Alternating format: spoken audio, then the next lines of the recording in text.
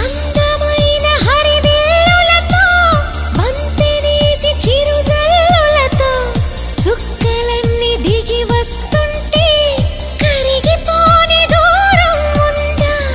అంతులేని తన అల్లరితో అలుపులేని తన అలజడితో కెరటం ఎగిరి పడుతూ ఉంటే ఆకాశం తెగి పడుతుందా? మనసుంటే మార్గం ఉంది కదా, అనుకుంటే అందనిదుంటుందా? అనుకున్నవన్నీ మనకందినట్టే అనుకుంటే తీరిపోదా?